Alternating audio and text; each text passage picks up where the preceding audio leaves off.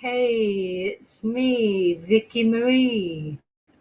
Good morning, good afternoon, good evening, wherever you are in this crazy world we're living in. Okay, so I am wilting today. Oh, it's so hot already. It's only 20 past 11 in the morning, just before 20 past 11 here in Spain.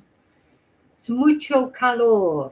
Scorcho, scorcho, scorcho. But it's not only that, it's very humid. It's so humid. Saps your energy, literally. Even when you're not doing anything. And the only time of the day that is bearable is like the early hours of the morning, 6 a.m. or that sort of time, or late into the night, 2 in the morning if you can stay up that long. I tend to have a nap, and then because I have to be up late normally to go and pick my son up from work, so yeah, it's just very hot. So I'm having a little whinge about that. I'm having a coffee because you're supposed to drink hot drinks when it's hot because it brings up your body temperature apparently and makes it better. I don't know. I've got water and coffee here, just lots of liquids and not alcohol. Really, alcohol is no good for you when it's hot. In fact, you don't actually, well, I do because I'm not on holiday, so you don't actually feel like drinking so much when it's hot. When you're on holiday, of course, that's a different matter. But be careful if you do go on holiday to a hot country. Remember that alcohol and the sun just don't mix a lot of the time. Things can go wrong, so you've always got to be careful. Also, you're normally dealing with a bigger size of measures and things like that as well, So in one drink in Spain, maybe a vodka and Coke, that might be the equivalent of 4 vodkas in the UK or somewhere that uses sort of small measures. Anyway, so now I'll give you a lecture. So I had a lovely sleep last night, though I must say I did sleep well. I didn't sleep many hours. I think it was 2:30, 3 o'clock before I went to bed. I was awake at 7:30, 8 o'clock. But it was, the thing for me, I don't need a lot of hours sleep. But it's nice if you have it was an unbroken sleep, which was nice. And I had a lovely dream. I cannot remember what it was. But it was a lovely dream because when you wake up and you're like, oh no, I don't want to wake up. I want to carry on in my dream. That's how I felt this morning because I have a lot of bad dreams. I have a lot of nightmares, to be honest. And normally I wake up and I think, thank God that was only a dream. Can't wait to wake up.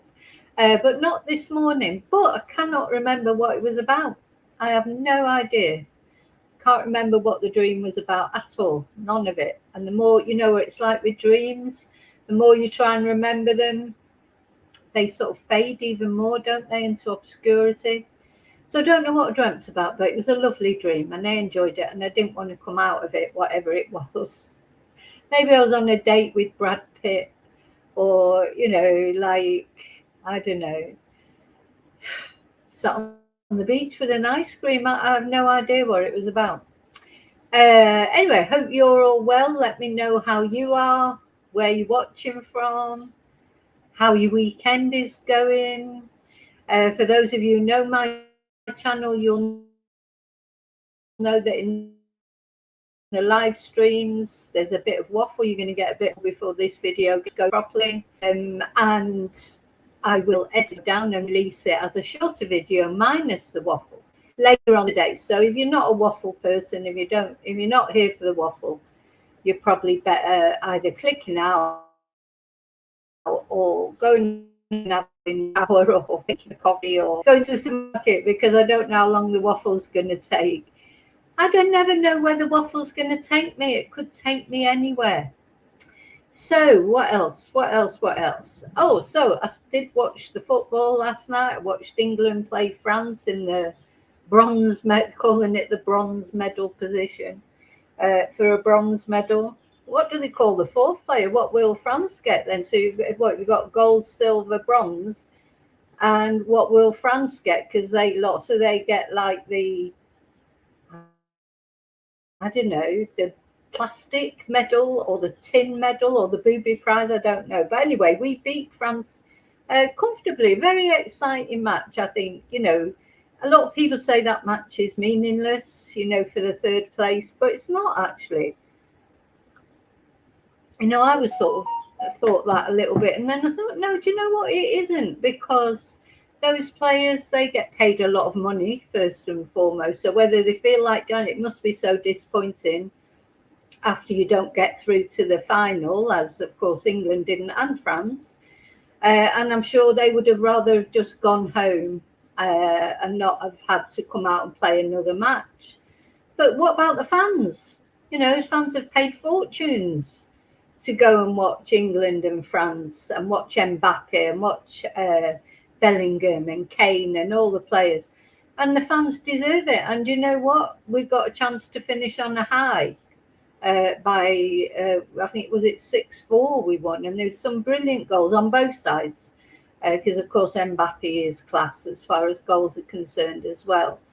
So, no, it wasn't meaningless. And the other thing was it will have given the England players some confidence. It gave people a chance to play like the reserve goalkeeper, get a cap that he wouldn't have got otherwise, because Jordan Pickford is always picked as the goalkeeper and the reserve goalkeeper never gets a chance really to play. Gave him a chance to play, gives the managers a chance to experiment with different combinations. And at the end of the day, those players, they're paid a fortune. So whether they feel like playing or not, they have to play. And they gave the fans something to cheer about, finish on a high. The highest, that's the best that we've ever done since 1966. Coming third, we've never come third before, since 1966 when we won. So I'm looking on it you've always got to look on things in a positive way. So I don't think it was a meaningless match. I think it was good. It's a shame that we didn't beat the Argentinians. I'm hoping and praying that Spain, and I know I'm not the only one, I think the whole of the world except for Argentina and Donald Trump hopes that Spain wins tonight. I think it's going to be chaos in Spain no matter what happens. But I just hope Spain win. So that I enjoyed that, and it was, I think, because there was not so much at stake, it was an interesting match to watch. It's always good to see goals, isn't it? And people relaxed. Jude Bellingham scored a fantastic goal, because they're relaxed. There's nothing to lose. You can see the difference. There is a lot of pressure, obviously, in international football, as there should be. That's what they get paid for. So, big mistakes were made, weren't they, by the England manager, it feels like. But onwards and upwards, we'll see what happens in the future. It's only football at the end of the day. So watch that, and then I sat up and watched the analysis and everything. I do like football when it's big tournaments. I really enjoy it. I'll miss it when the World Cup finishes, but of course the Premier League will be back soon. But so that was that about the football. What else was I going to have a little waffle about? Going to do my housekeeping, if you like. So I want to tell you about my book, Confessions of a Spanish Teacher, available on any Amazon site wherever you live in this crazy world. Vicky Riley, Vicky with an I, Confessions of a Spanish Teacher. If you want to know a bit more about me, where I come from, growing up on a council estate, quite a lot of drama that I went through, stalking, all sorts of things, how I got into true crime, etc. That is the book for you. Also, in my other life, I am a Spanish teacher, so also on Amazon, any Amazon site, you can buy the Break the Language Barrier series. It's got a different photo on it now. I must bring a more up-to-date one up to show you. Break the Language Barrier, 5 levels. Whatever stage you are at with Spanish, whether you're a beginner, that would be level 1 you would want. But there are 5 levels, so level 5 is to practice what you already know, presuming you're quite good at Spanish. and then level 2, 3, 4. If you're not sure which is the book for you, you can always email me and I'll let you know, tell me what you've done so far with Spanish and I will let you know which book will suit you best. What else? So the other thing is, my merchandise, which is on the, I did put a comment up right at the top.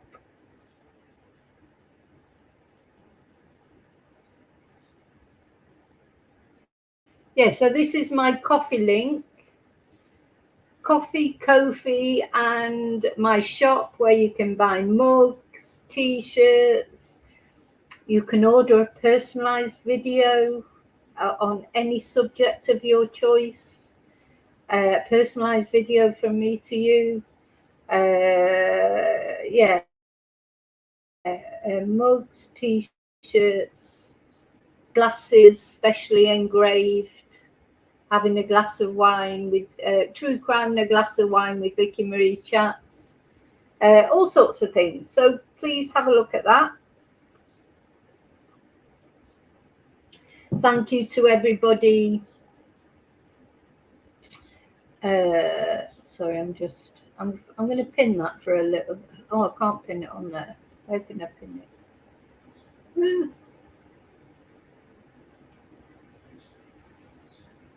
Pressing all the wrong buttons now, which is not unusual for me. Yeah, I'm going to pin that. Yeah, we need to turn the volume down on there. Oh, I didn't set my phone up either. I normally. Oh God, I'm just pressing all the wrong buttons. Aye. Actually, I'm not tired. Oh God, it's done it again. I am not tired. I did sleep well, but I do feel a little bit drained from the humidity. There you go.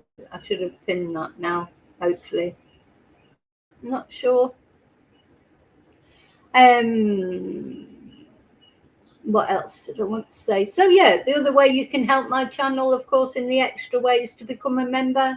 Thank you to all of you who are members. I need to, I've got some free memberships to give away on my other channel. I can't use it at the moment because I'm on the free StreamYard and they only let you use one channel at a time. But anyway, I will get around to that. This Thursday, there will be a members live.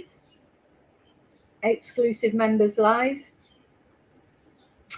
What else?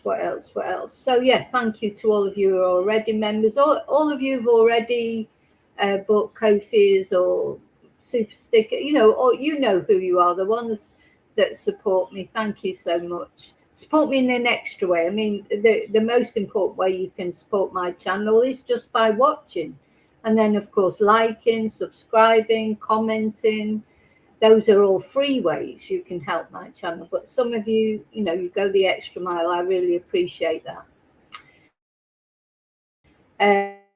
Where's my list? Brain doesn't work properly when it's hot. Definitely the truth. Yeah, I think I've gone through most of those things that I wanted to go through. Yeah. So hello, lovely lurkers. Thank you so much for watching. Hello to Replay Crew. Thank you for watching. And let's see, there are people in the chat already. Ooh. But some people don't like joining in the chat, I know, but that is another free way you can help support my channel by joining in the chat. That does improve the algorithm. So anything that improves the algorithm is obviously a good thing. So I don't understand the algorithm. I don't create my YouTube channel or do my videos to follow the algorithm. I just do the videos that I feel like doing, that I find interesting and important myself, and I hope that my chatters, my followers will feel the same way, which they normally do. So yeah, I don't understand the algorithm, but I do know that any sort of comment, any like, share, etc., subscription helps towards the algorithm. Um, but more than that, really, I don't know. So, yeah, lots of people don't like to join in the chat. Maybe just come in and say hello. We don't bite, honestly. If anybody bites, they get chucked out. As we know, we're always respectful to each other and to the victims of whatever crime that we're talking about. To the perpetrators, not so much. I try and be relatively respectful, at least until someone's proven guilty. But we don't have much time for perpetrators of crimes against people, whoever they are. Nobody has the right to take out whatever's, maybe they are having a shit life or terrible things are happening to them. Doesn't give them the right to take it out on somebody else. We all have shit lives at times. We all have terrible things happen to us. We have bereavements, we have losses, we have health issues, mental health issues. We all go through those kind of things. But we don't go off and murder a 78-year-old woman like what happened in this case. So this is what we're trying to get to the bottom of, isn't it? What on earth possessed this man? If it was him, of course, because we have to remember he's still being held. As far as I know, he hasn't been charged yet. But, he's been in custody quite a long time. They must be coming to the end of their period of time that they can keep him under the Terrorist Act. You can keep someone for longer, but he must be even come to the end of that, because he's been in custody since not yesterday but the Saturday before in the evening. So he's been in custody for over a week. So they're going to run out of time that they can hold him. So let's hope we get some charges soon. As I say, I'm just going to have a little check, but I don't think there have been any charges yet.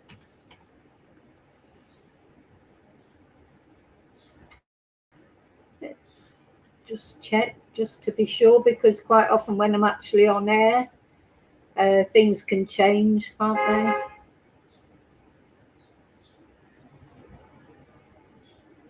Yeah, nothing on the news anyway, so yeah, that's what we're going to talk about. Anyway, let's see who's in the chat, brave enough to put their head above the parapet. Hi, David. Hi, Lily. Lily's watching from Hampshire.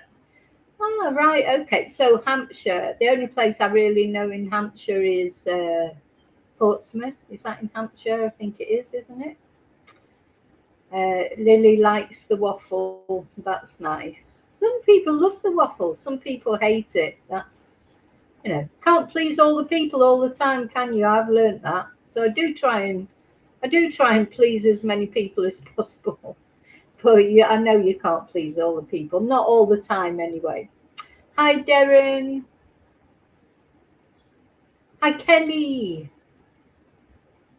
Hi, Betty. Thank you. God bless you too. Thank you for that. Hi, Princess. Cornelius.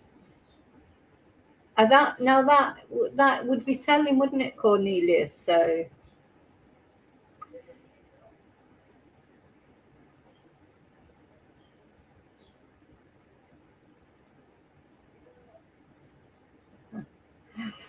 Poor Princess says she's been through hell. Yeah, Portsmouth's in Hampshire. Yeah, no, Southsea. My ex-partner, he was from Southsea, visited Southsea many times. Very nice, liked it. But anyway, so yeah, what we're going to talk. Let me put my banner down. What we're going to talk about in this video is these details that are emerging. So we're talking about, of course, Anne Widdicome. Let me put a picture up of Anne if I can.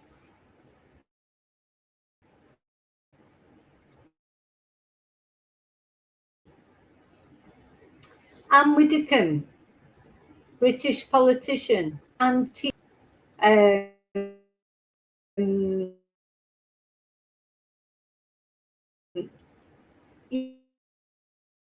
you would call her right wing. You couldn't call her anything else. You describe her in school. Some people might say extreme right wing, but I think whether you say extreme or not, really, these are all labels that we put on people. But she definitely was right wing. That I think no doubt with her views. She was a Conservative MP for many years, so her views obviously were Conservative. Why can't I find Anne's picture? Come on, I've got loads of pictures of her. Can't find loads. Just how things. Actually, no, I'm going to put this one. I love this picture of Anne with her cap.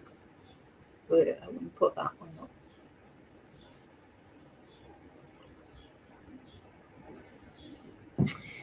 So this is the case we're talking about, of course. Anne Widdicome, British politician, TV personality, forthright views, Reform Party member, the Reform Party, which, again, a lot of people would say is extreme right wing. Other people would say, no, they're not extreme. It all depends which way you're looking at things. But the thing that can't be denied about Anne, her views were conservative. She was outspoken in her views. She didn't hold back on her views. She didn't say things because she thought it would win her friends and influence people. Whatever Anne Widdicome said, that's what she really thought. And she had a lot of admiration for that across the political spectrum.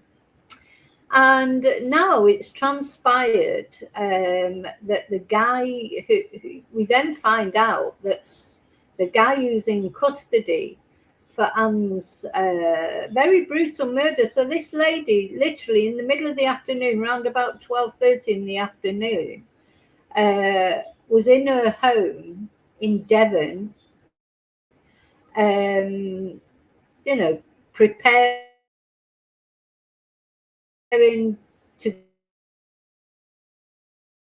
go on, organised. The Zoom link was being organised. And sometimes somebody walked into this lady's house. Well, whether they walked in through an open door, whether they rang the doorbell and she gave them access because, I don't know, they came up with some cock and bull about they wanted to speak to her. We don't know how this person gained access to Anne's home, whether it through an open door, whether they broke in. But this person, who I can't find his picture now, and I want to put his picture up. Got it here somewhere.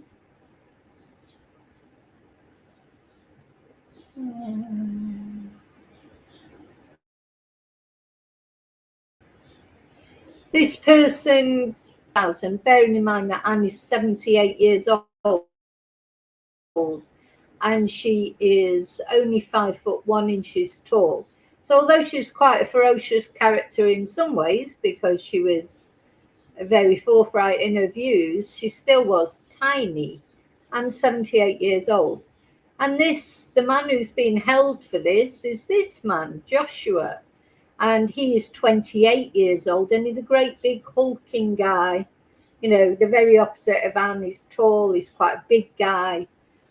And he's the one who's been held for doing whatever he did to Anne.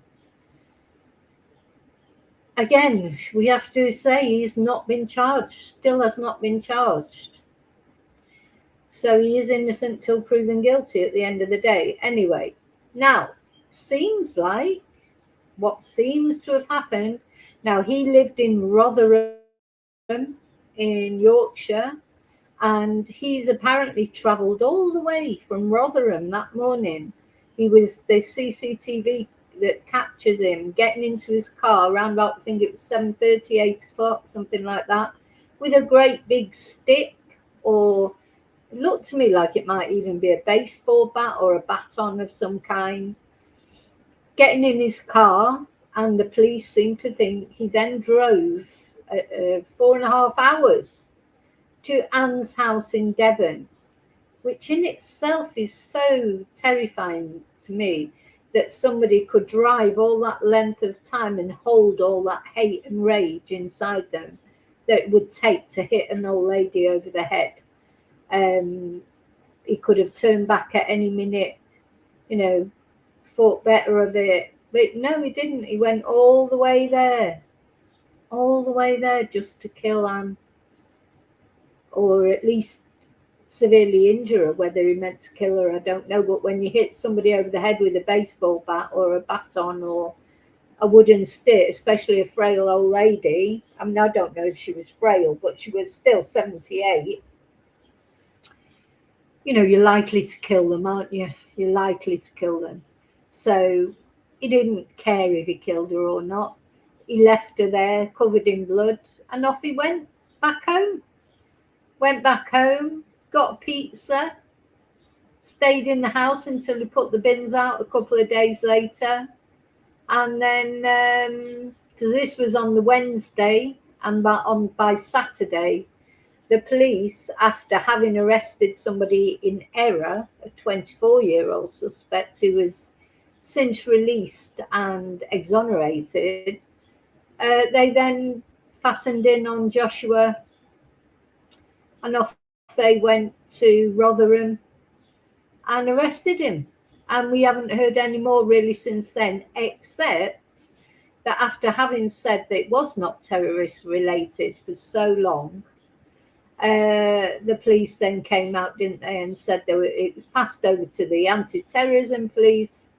We had a press conference from them outside Scotland Yard saying they'd found evidence that may be terrorist related. But let's not forget, it hasn't been charged with terrorism related incident. But it seems like what happened was some communist literature was found in Joshua's home. And as I was saying the other day, I mean, if you're a person who has a lot of books, especially if you have an interest in politics, I've got quite a bit of communist literature in my, because when I was at university years ago, I did study Russian history and communism, etc. It's very interesting history. So it doesn't necessarily mean that you are a terrorist or even a communist. I could read literature about Donald Trump. Doesn't mean I'm a Trumper. Far from it, So, but that is obviously what they found in Joshua's house is what made them rearrest him under the Terrorism Act. And the good thing about that is it means they've got longer to hold him to try and establish the facts. Why did this young man, 28, that is young, isn't it? What gives a 28-year-old so much hate for someone that, it's not even a fit of passion or somebody he knew who had done some wrong to him, and she wasn't just round the corner, to drive all those miles, a lot of petrol he would have used. It's quite astonishing, really, isn't it? Could you imagine driving 4.5 hours to murder somebody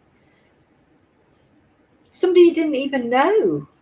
What had Anne done to him? So, of course, this is all going to come into play. What especially had Anne done that triggered off? The police are saying it seems like there was some degree of planning in this. Well, if you put a wooden stick in your car and go off 4.5 hours to kill someone, then that does take planning, isn't it? It's not crime of passion, is it? So, that's what the police will be trying to establish. Anyway, it's sort of evidence that's sort of coming out through newspapers. Now, I have to say that everything I'm telling you has come out either through social media or through the Sun newspaper or through the Daily Mail, who, they're always telling us social media people don't speculate.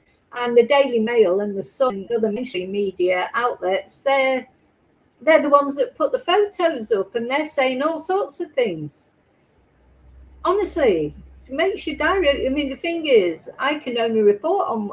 I haven't got the money to go and bribe one of Joshua's relatives to give me a photo of him, or tell me something about his childhood or whatever. This is what the mainstream media does, and then they turn around and say, "Oh, and it's terrible what's happening on social media." The social media only reports what the mainstream media is saying. There's not many social media YouTubers who'll be there trying to bribe some of Joshua's family to give them a story, which obviously the Daily Mail and the Sun have done. So then, as social media people, we then take up those stories. Of course we do.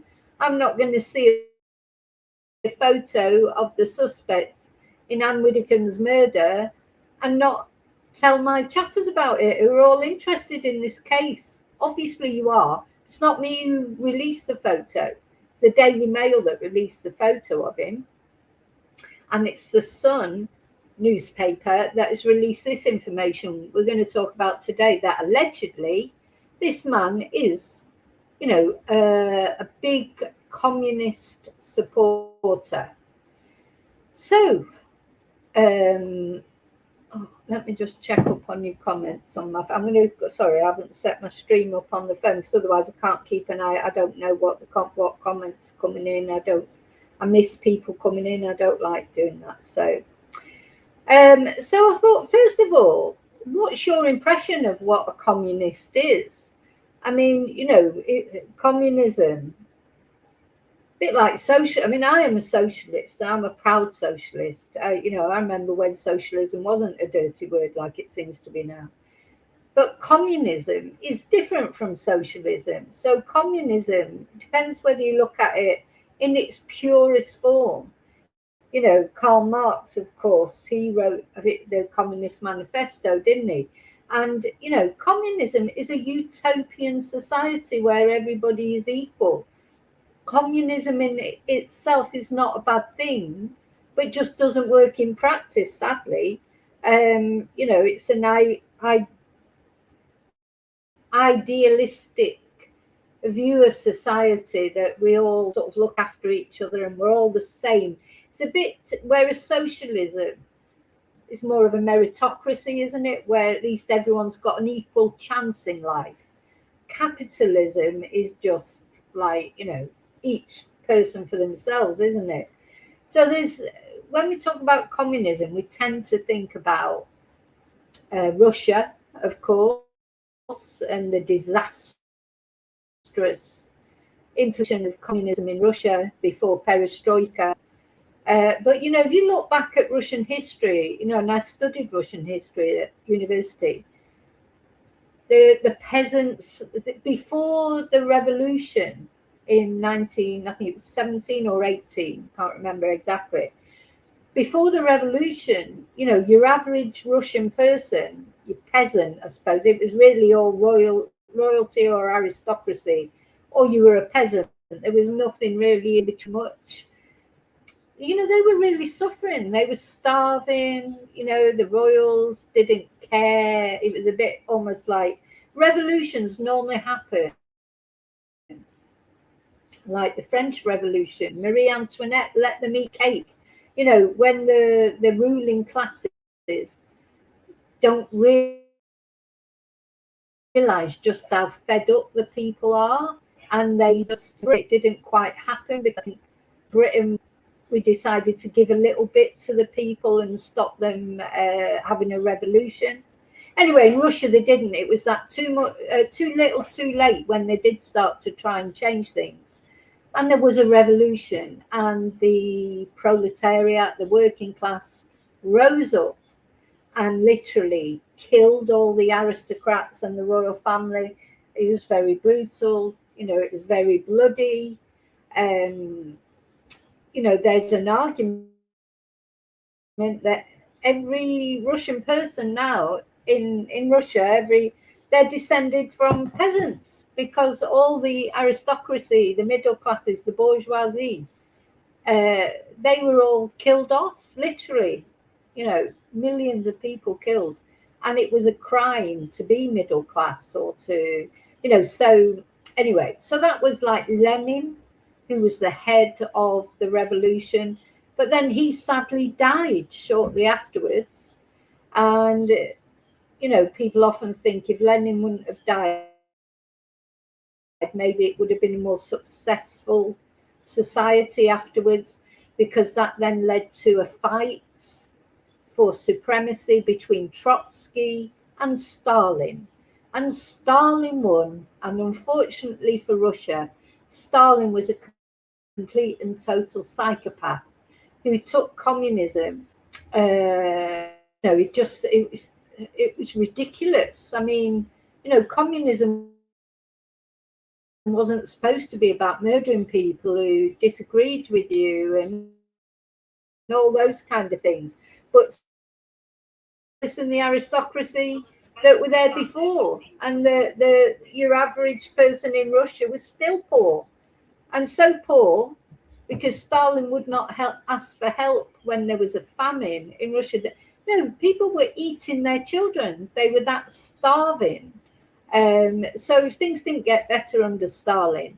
And then, of course, Stalin died, and we had a series of leaders in Russia, each one gradually a little bit more progressive. And then that culminated, of course, with Mikhail Gorbachev and perestroika, and Russia opened its doors finally to the world. And things got a bit better. But of course, at the end of the day, Russia has been affected by the communist regimes. And now we've got Putin, so he's like, but Putin is popular. So, I know quite a lot of Russian people. They love Putin. It's not that he's an unpopular leader. He's a popular leader, and people are prospering in Russia now under Putin. So that's a potted history of Russia. I mean, I'd like to. I love history, but I don't want to bore you all. But going back to communism itself, then of course you've got the communist revolution in China. Um, you know, Again, they sort of seem now to have. It's like it's still communist regime, isn't it? But they have opened up more. Thing is, basically, I think what I'm trying to say is communism is a lovely concept. That it'd be lovely, wouldn't it, if we were all equal, nobody had hunger or wants, or it'd be lovely. It's idealistic and it all sounds great. But unfortunately, it just doesn't work, or it hasn't been proven to work yet. Let's say.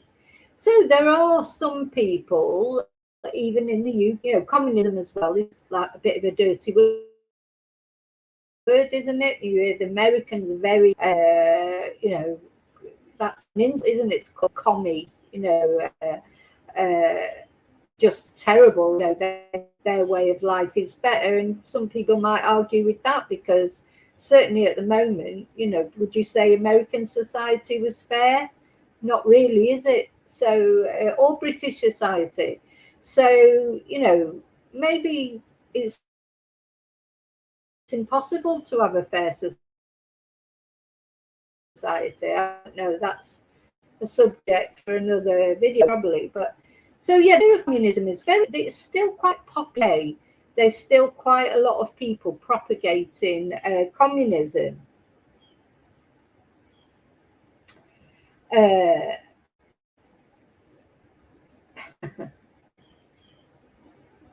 Sorry, I'm just having a little look in the chat.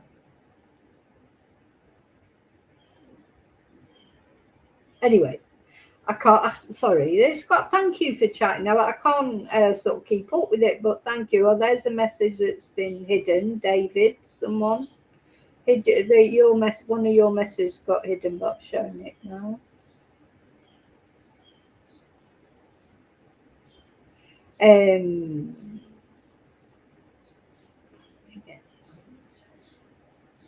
Morning Doom. That's a strange name.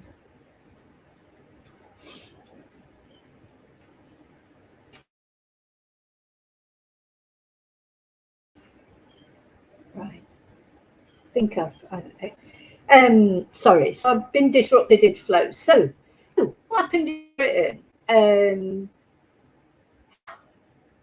For all those years that the Labour Party was in the wilderness, 14 years in the wilderness under Jeremy Corbyn and other leaders. Now, Jeremy Corbyn, he's probably about as extreme left as you get. And a lot of people like that, and that's fine. But you know what? Jeremy Corbyn never won an election. So he never won an election. And the Labour Party got behind him because he was the Labour leader, but didn't win an election. So he consigned the UK population to another, another 5 years of Tory rule, austerity. We had Boris Johnson, but at least he was elected, Boris Johnson. How many prime ministers in the UK recently have not been elected? And I include Andy Burnham in that. I'm fuming with what's happening in the UK. I'm fuming with the left, the extreme left in the UK. What you would call probably these communist supporters. So what happened then was Keir Starmer actually election for Labour, which seems to be something wrong in the Labour Party if you actually win an election. So Jeremy Corbyn, when Keir Starmer won the election, instead of getting behind Keir Starmer, and the thing is, if you're more on the left of the party, well, then what you do is you try and influence things from within. You don't step out of it and create another party. So he stepped out of the Labour Party because he won't support the centre left, but he expected the centre left to support him when he was the leader of the Labour Party. Honest God, I'm just saying, is he in the employ of Russia or something? Because he couldn't have done more damage to the UK. And you know what? Not only him, but a lot of people on the far left of the Labour Party drew their support for Keir Starmer, making everything if that's what's happening now. That's why Andy Burnham will be your prime minister in the UK. On Monday, Andy Burnham will be your prime minister. Nobody's voted for him. Not even the Labour Party membership have voted for him. He's just sneaked in there. He's tried to be Labour leader before and he never got elected. He hasn't been elected this time. It's the other Labour MPs that have decided that he's going to be the Prime Minister. He's going to be the Prime Minister. Excuse me, he's not even been elected. Just makes me so angry. Anyway, whether it was him, it's same with Boris Johnson. That's what happened to him. He was kicked out, but he was elected by the people. Then we had bloody Truss and Rishi Sunak. And, none of them were inside. We've got Kemi Badenoch, of course. She's okay. I hope she wins, to be honest, because I will never, ever, ever vote Labour again. But anyway, so Jeremy Corbyn then set up a new party, didn't he? I think it's actually called New Party or something like that. What's it called? And you probably think, what's this got to do with Anne Widdicombe's murder? Well, I'll tell you what it's got to do with Anne Widdicombe's murder. Because Jeremy Corbyn set up with another, what is the actual name of this new party? Our Party. So this is a new party that Jeremy Corbyn has set up. Whether he'll still want to do it now and maybe he'll support Andy Burnham, I don't know. Seems like Jeremy Corbyn, he just supports himself. He just expects everyone to support him, but then when he doesn't get his own way, it's like, I'm going to set up my own party. Honest to God, he is an absolute traitor to the British people, in my opinion, because what he's doing is just, he's never going to win an election with this new party, is he? But what he is going to do is split maybe the Labour vote. So, uh, honestly, I'm gobsmacked at British politics at the moment. You just think, what is the point in voting? I've never thought that. Any of you that have watched my channel, I always say to people, oh, no, exercise your vote. People fought for that vote.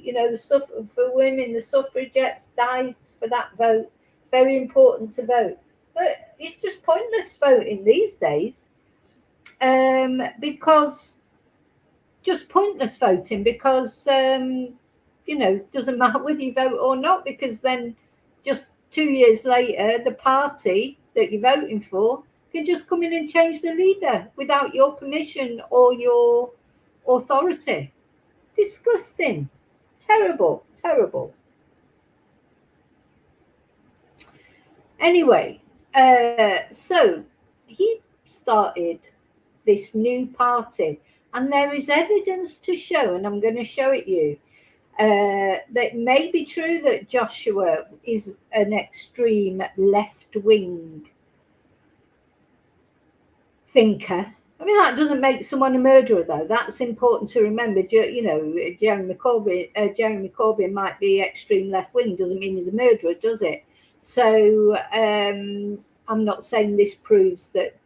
But as we're trying to establish a motive, I think all of us, the police can tell us not to speculate as much as they want, but it's human nature when something like this happens. The first thing that we think is, why? Why? Whether we agree with Anne or not on her politics or whatever, you don't wish death on any. All he's done more than wish death on someone. He's actually gone, if it's true, he's actually gone and killed her. Why? Why has he done that? So while we're looking for a motive, and that's our human nature, our human inquisitiveness, to try and look for a motive. Initially, of course, there were lots of thoughts. Is it Islamic?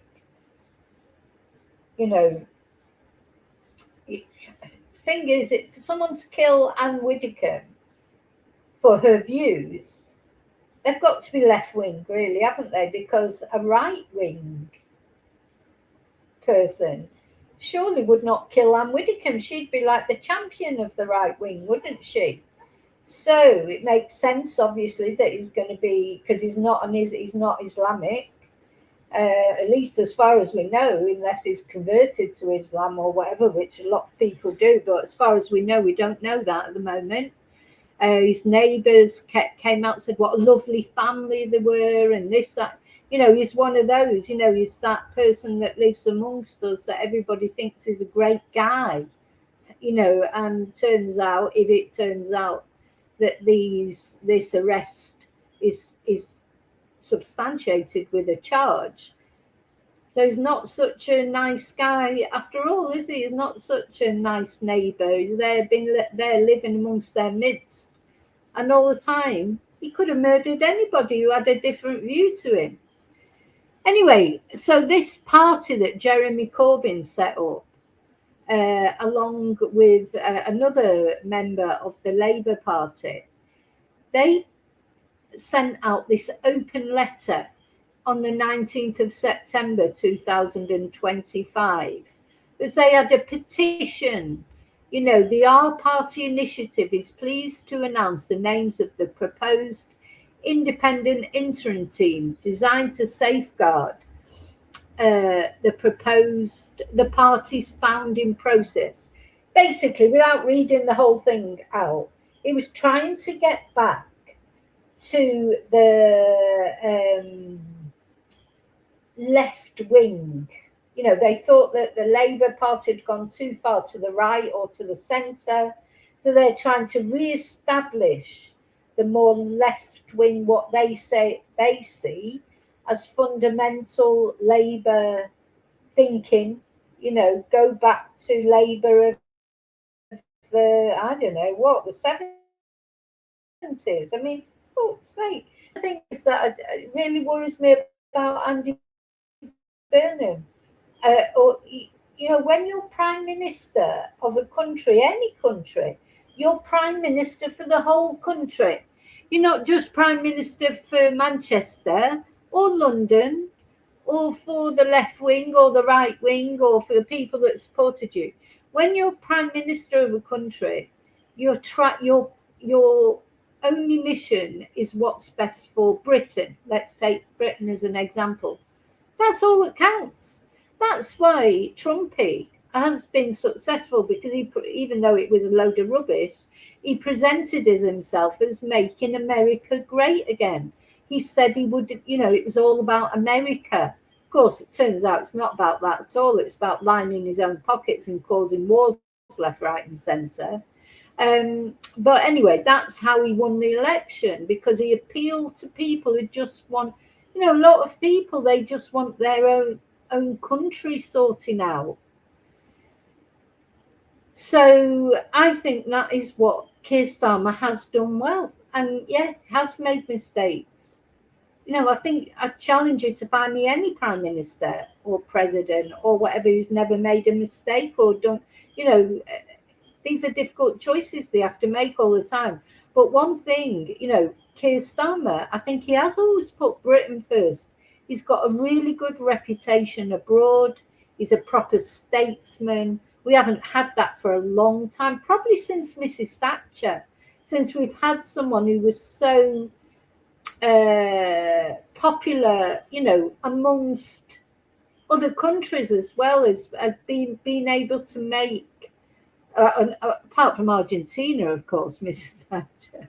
But she could sort of take on the world leaders, and we had that with Keir Starmer. Now we've got Andy Burnham, who can't even sort Manchester's Piccadilly Gardens out. Honestly, I'm gobsmacked. But so what they decided to do was set up this, so there was quite a lot of.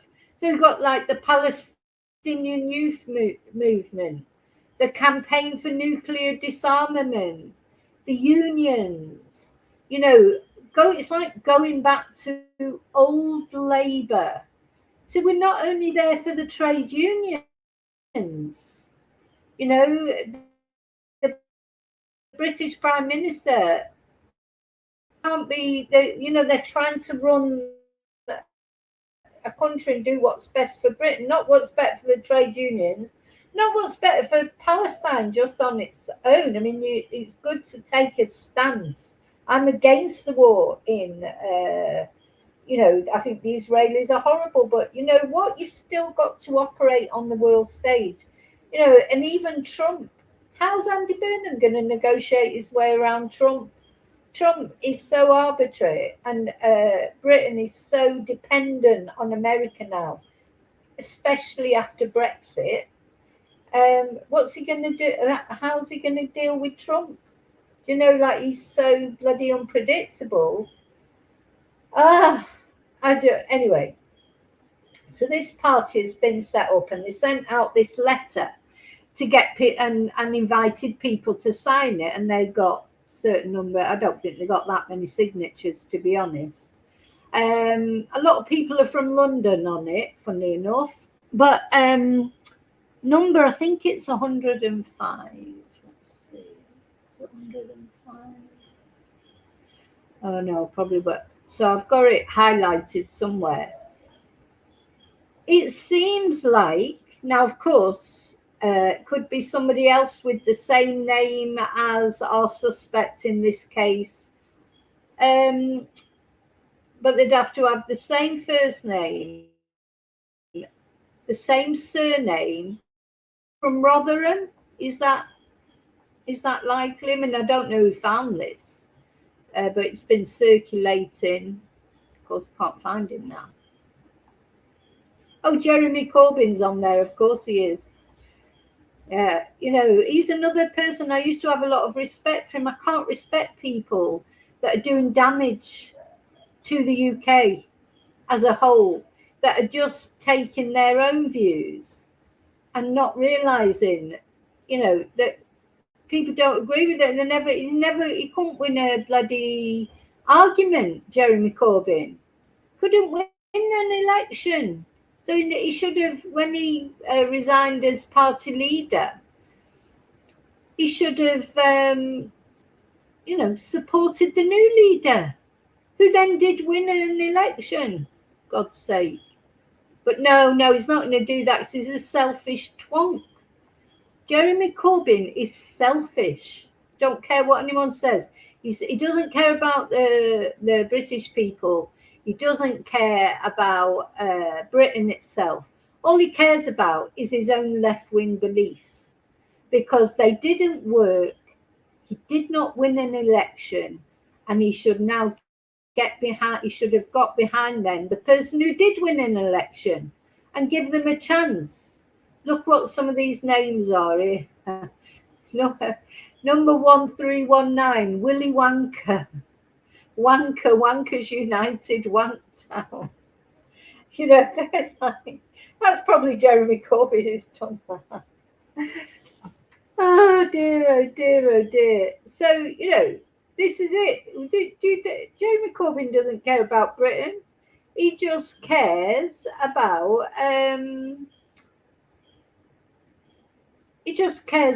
his own left-wing beliefs. And if people don't agree with his left-wing beliefs, he sets up against them. Instead of backing, he should have got behind Keir Starmer. Keir Starmer has always got behind the Labour Party, gets behind his party, gets behind Britain. Anyway, I can't find this guy now. I did highlight it and I can't find it. What is that? There he is. So number 1505 on the people that have signed this list is Joshua Kerry. No job put down. Of course, he isn't working now. I mean, we know that he did work. That's where some of his photos have come from. Rotherham. Now, is that too much of a coincidence that this man was found with communist literature? Apparently, allegedly, he's on this list of this left-wing new party that has been set up. He's on the list of people that have endorsed it. Is it possible that it's somebody else with exactly the same name as him from Rotherham? Or is this likely, number 1505, is this likely to actually be Joshua? And my other question is, who found this? Who would think to look on this list? Don't you think that's strange? This gives me sort of some conspiracy theory vibes as well, because you just think, so Anne Widdicome, unless there's somebody out there, maybe for the Sun or the Daily Mail, there could well be a researcher that's been set to the task 24 hours of finding out what they can about left-wing activism and anything that can connect Joshua to. So that is possible, of course. That is possible.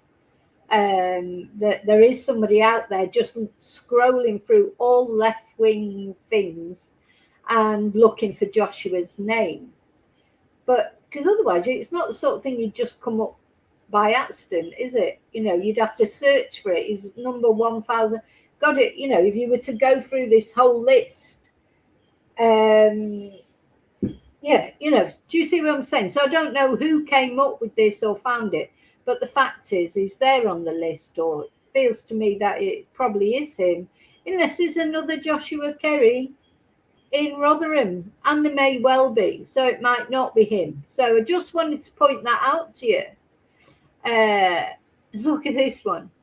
Jessie F. Heathcote, Dean's ex-wife, pay the child support, Dean, you idiot, from Inverness. So there's some funny names on there, apart from Mr. Wanker as well.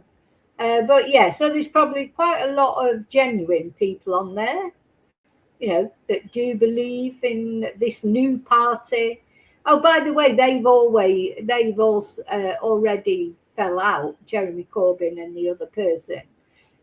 Sultana is an idiot, person who actually pays tax on behalf of the British people, United Kingdom.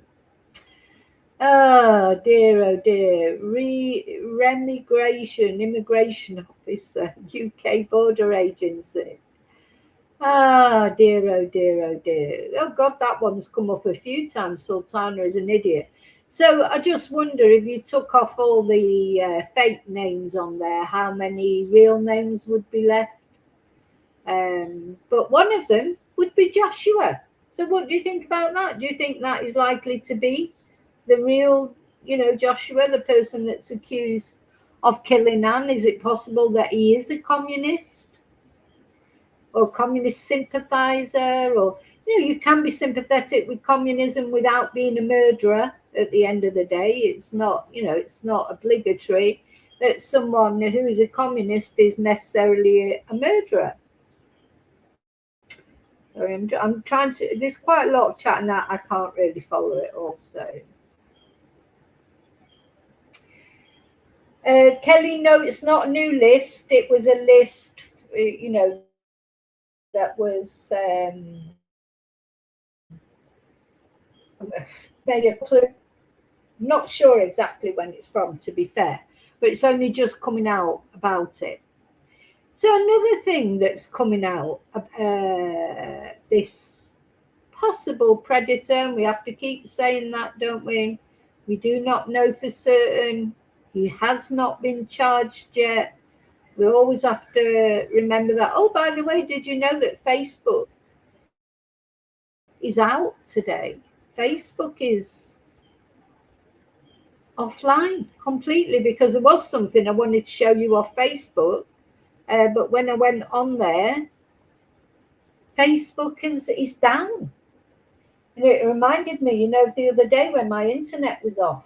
We're too reliant now, aren't we? There'll be people out there that love Facebook and what have you, and it'd be terrible for them to be offline. But Facebook is down, completely down at the moment. So I don't know what's happened there. Is it a cyber attack?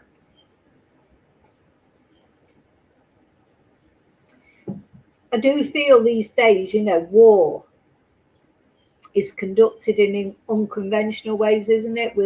We'll probably see. I mean, I don't know that's what's happened with Facebook, and I'm not saying it isn't. I'm just saying cyber attacks and things like that, they're just more and more common all the time, aren't they? That's how war works these days. But yeah, like you say, can you imagine the worldwide panic? Kelly, as you say, people will be going frantic.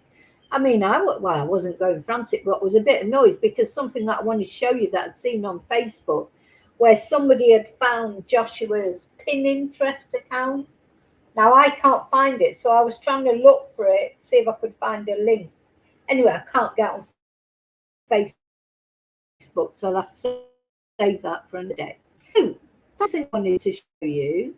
And the Sun paper, so don't forget, these are these mainstream medias telling us, social media people, not speculate. We shouldn't speculate. But Joshua and his family.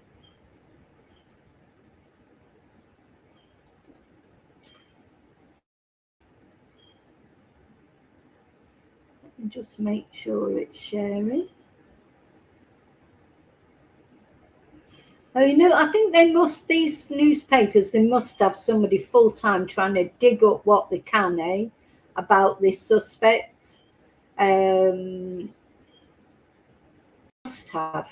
They must have, because they're coming up with things. This is a social media post that they've come up with. Suspect questioned whether Nigel Farage was at the risk of being attacked on the very day, and the woman who we are not naming made the post from an Instagram account on July the 8th. So here's another photo of Joshua, this time sat at his desk. Where has the Sun got this photo from? They're out there flashing the cash at somebody, aren't they? Because they keep, the press, they keep coming, where are they getting them from? So a female questioned Nigel Farage's security on the day of the ex-MP's death. And there, of course, she loved Nigel Farage. I mean, personally, I've got much more respect for Anne. I've got no respect for Farage whatsoever.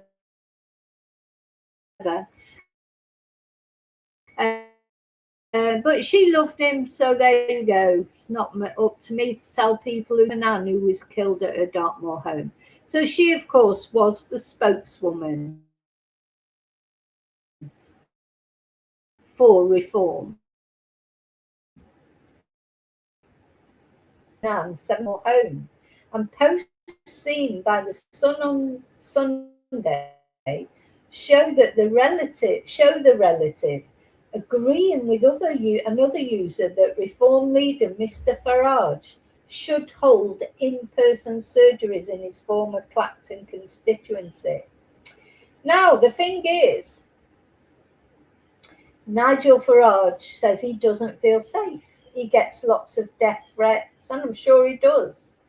And so he doesn't do constituency surgeries in Clacton. But the only thing I would say about that is, I thought he received £5 million from his pal that was supposed to be for his personal security.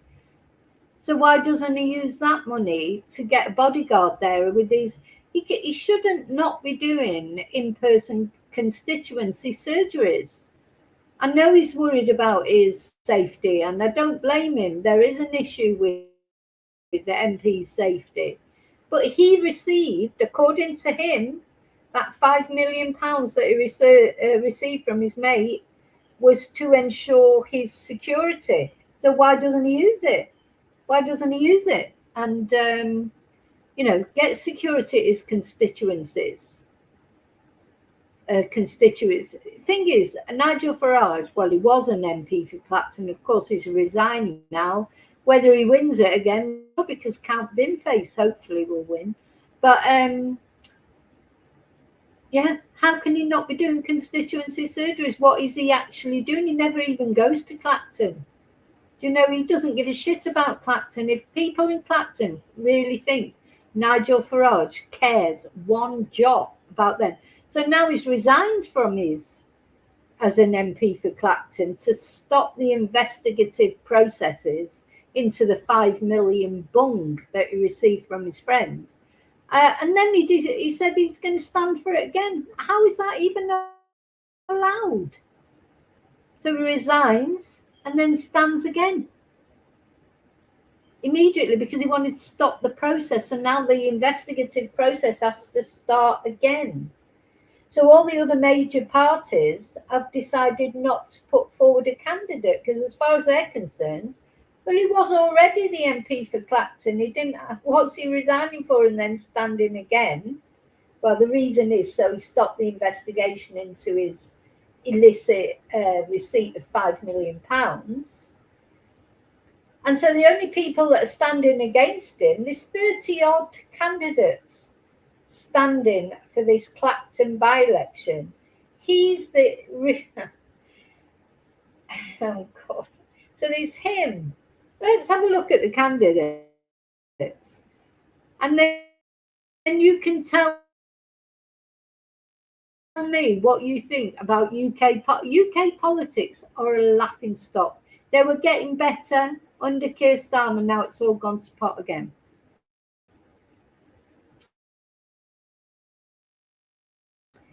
It's all gone to pot again. So anyone looking from the outside in will think Britain's just a mad.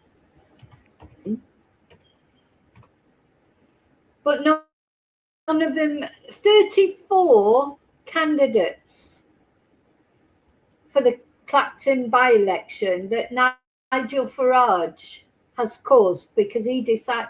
So he stepped down as MP and now he's standing again to be MP. It's just crazy. Let me just share this tab with you.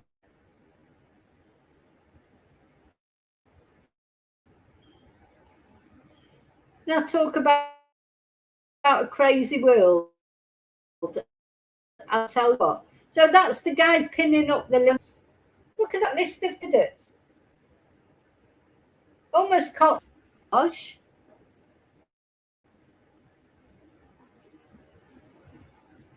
Where I hope they're gonna. Yeah. So full list of candidates. Joseph 77, whoever he is, he's an independent candidate. Adam Alcatip, the Forward Party. Count Binface Party. Nick the Incredible Flying Brick, the official Monster Raving Loony Party. Tony Kane, independent. Woke Trump Kazi, independent. William Stewart James Clouston, Social Democratic Party. Rhys Cowan, independent. Glenn Charles Cummins, independent. Martin Davis, the Freedom Alliance, Real People, Real Alternatives. Andy Earlham, independent. Nigel Farage, Reform UK. Don't forget he stepped down from this and now he's put himself up again. No wonder I think it's such a crazy. Honestly, I'm living in a parallel universe every day. Atiye Fard, independent. Oh, listen this. Lawrence Fox, the Reclaim Party. Lawrence Fox. You know, the one that was a good actor that used to be in Morse, was it? What a dickhead he is.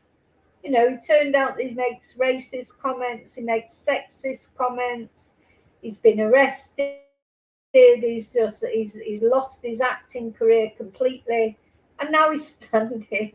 I mean, you couldn't make it up, could you? This is like some skit from the 90s or whatever, you know, when we used to have proper political satire. We don't need it these days. There's no political satire because the only political satire these days is have I got news for you?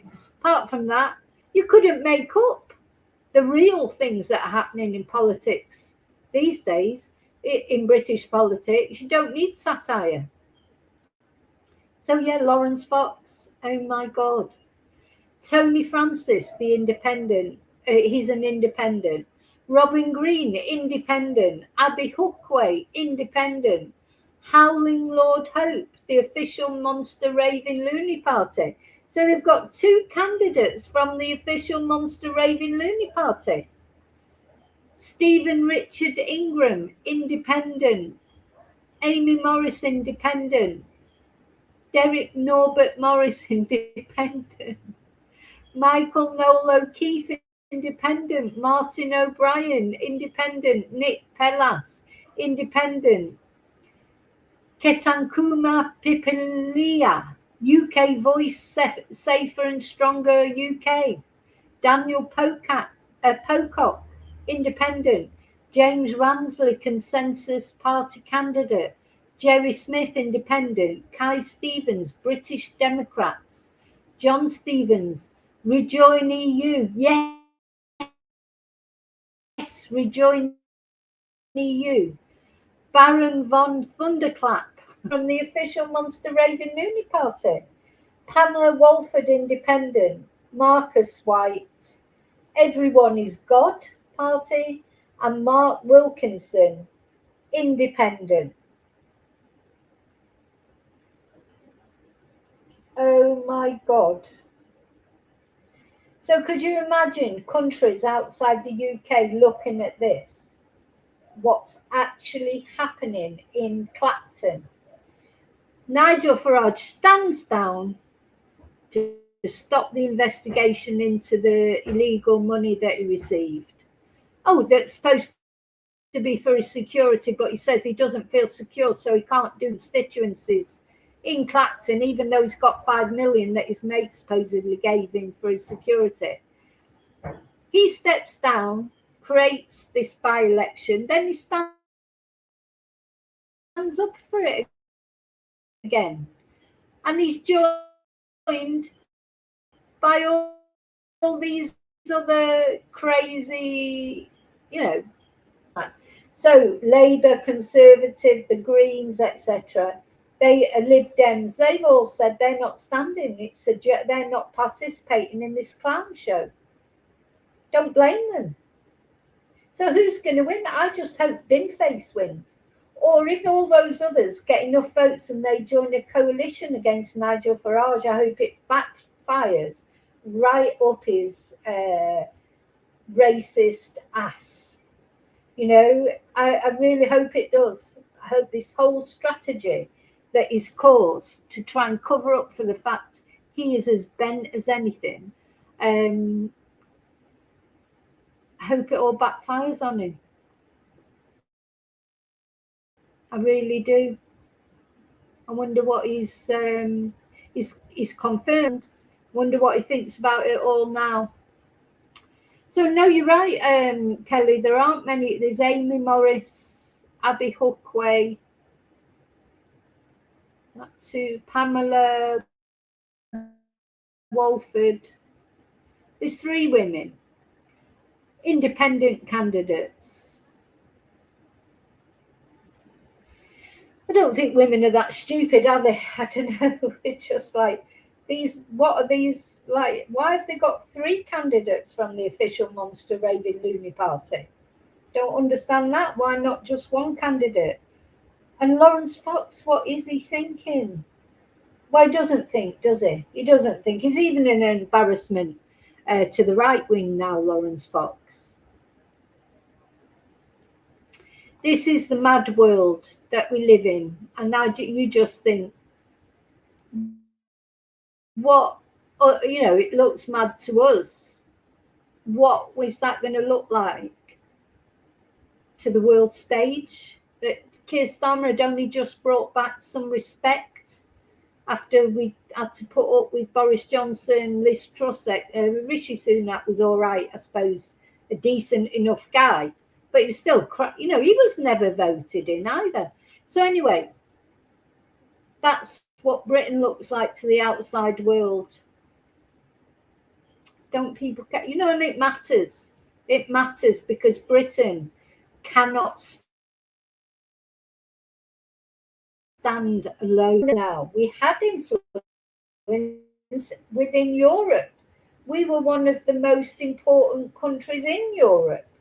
Now we've not got that either. So we've got to tug on the coattails of an orange freak, RAPIST,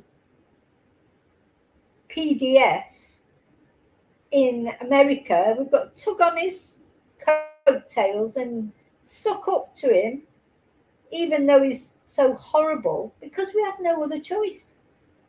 Because we can't stand alone. And, Keir Starmer was building bridges again with Europe. What's going to happen now under Andy Burnham, I don't know. I hope he carries on building those bridges because Britain needs Europe. Europe does not need Britain. I think this is the other thing that people forget. Europe will do well and prosper without Britain. But Britain can't do well and prosper without Europe. That is the fact of life. Nobody can tell me one benefit of coming out of the European Union. Nada. Nothing. Nobody's lives in the UK are better now because of coming out of the European Union.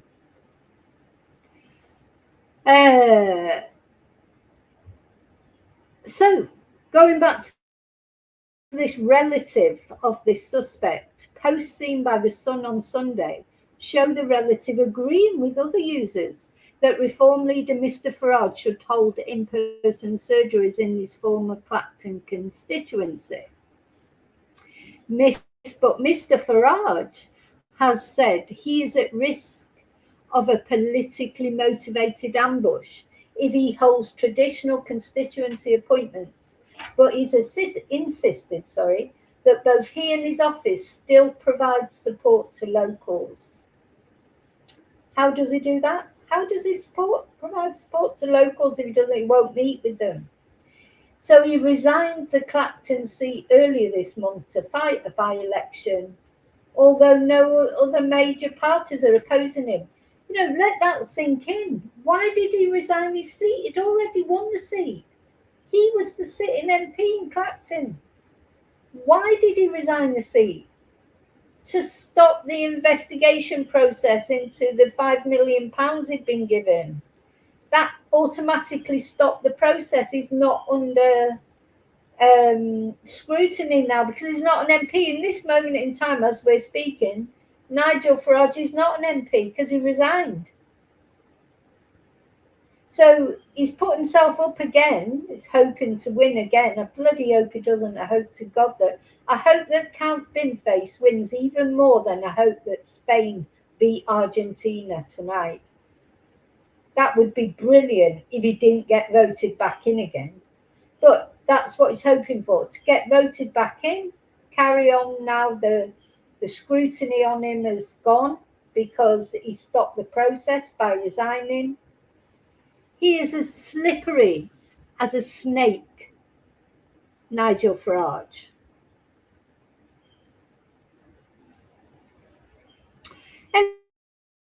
Anyway, back to the suspect, Josh, that this relative that they've seen their post on Instagram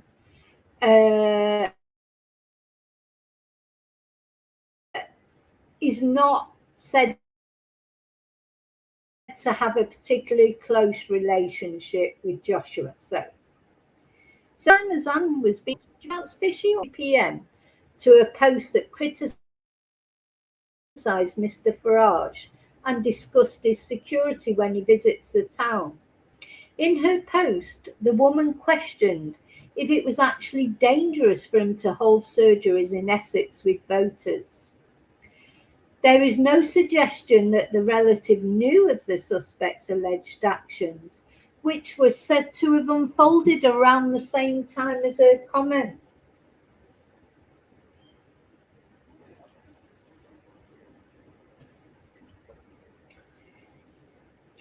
Now, that's suspicious, isn't it?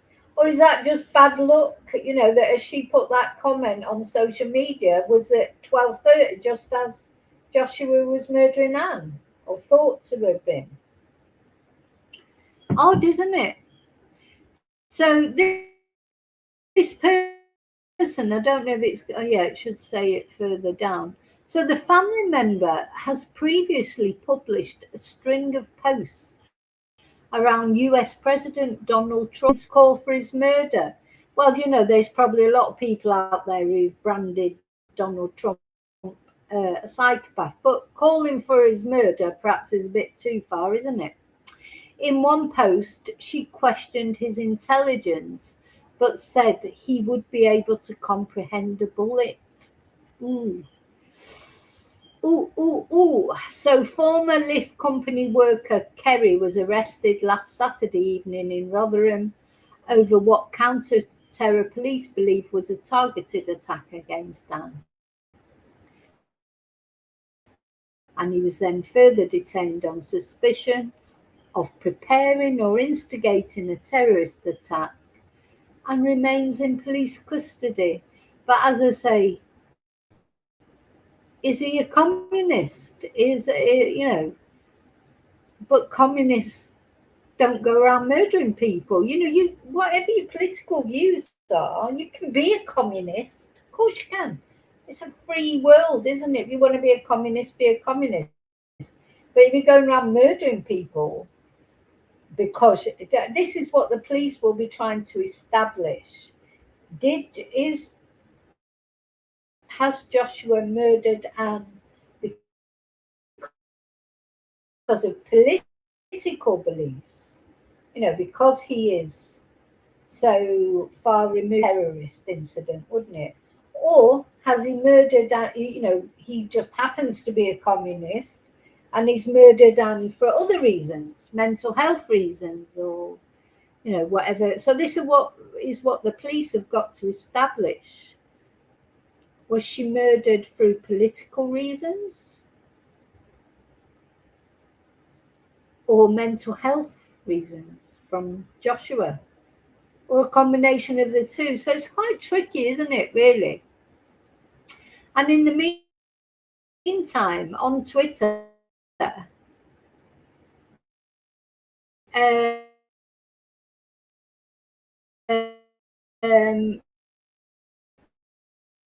Nigel Farage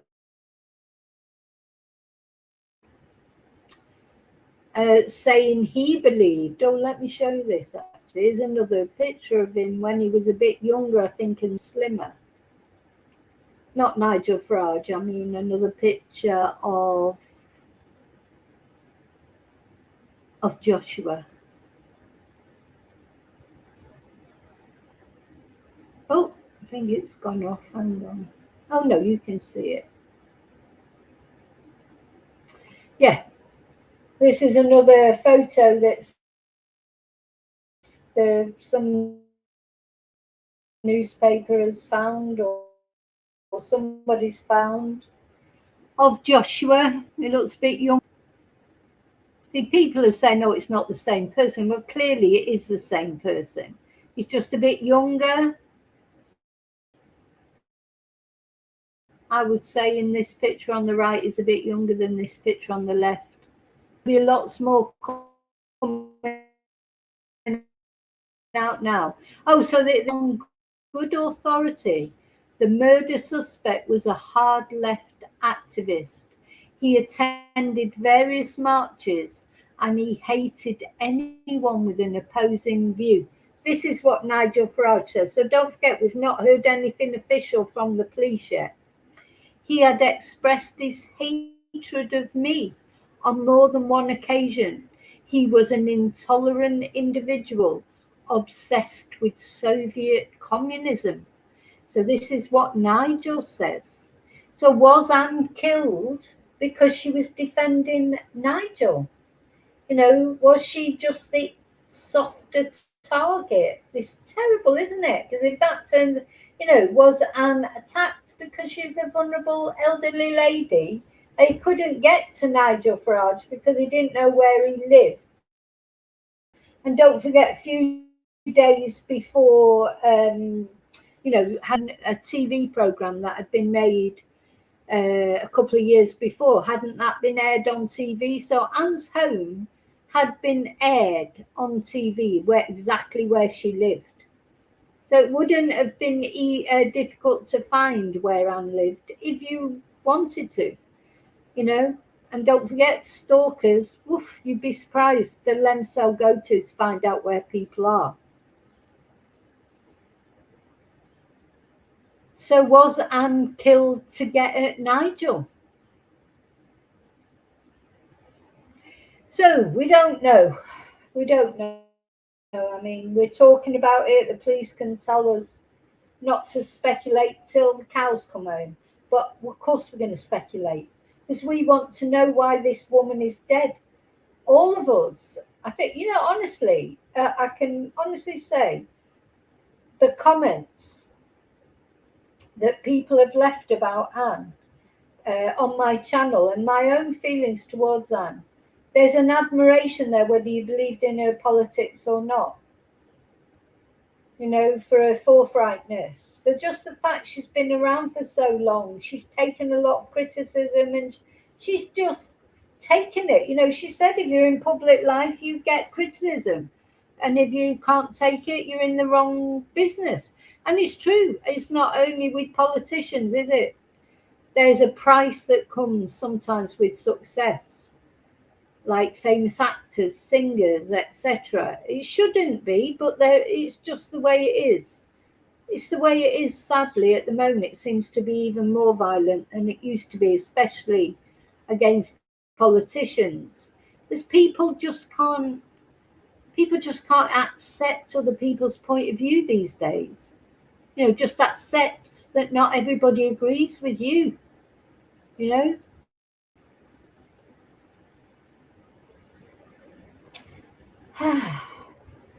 So anyway, let me know as always what you think. Do you think this guy was perhaps a left-wing communist? Is that why he killed Anne?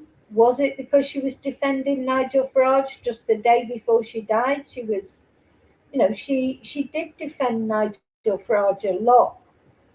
And for someone like, I can't bear Nigel Farage, but I did have a respect for Anne. And if she wanted to defend Nigel Farage, well, that's her choice. Just like if I wanted to defend Keir Starmer, that's my choice. Not everyone's going to agree with me. Well, imagine somebody coming and murdering me because I defended Keir Starmer. God's sake, everyone's entitled to have their opinions. That's the whole point of free speech, isn't it? As long as it's not nasty. You can't go on there and say, oh, go and kill Nigel Farage, or, go and do this. That you can't. That's why that horrible woman got jailed. She didn't get jailed. Can't remember her name, which is perhaps just as well. Was it Lucy? Somebody. She got jailed not because she was exercising her right to free speech, but she called for people to go and set fire to the hotels and murder and kill all the people in them, the immigrant hotels. That is not free speech. That is hate speech. Maybe we need clearer lines between what is hate speech or not. Like the transsexual university lecturer that's just been arrested for saying horrible things about Anne's death. Hope she died in pain and agony and was tied to the bed and blah, blah, blah. That is not free speech. That is hate speech. That is different. Maybe we need clearer lines as to what is the difference. I don't know. Anyway, I suppose it'll all come out in the wash, as they say. I'm going to go now. I'm going to love you and leave you. And thank you so much for caring about Anne. As always, let me know your comments. Your comments are very important to me. I like to know what people think. I don't mind if you agree with me or you don't agree with me. I literally don't mind. But as long as you're respectful in your comments to Anne, and to me, and to all the other chatters as well. We don't like people being disrespectful, do we?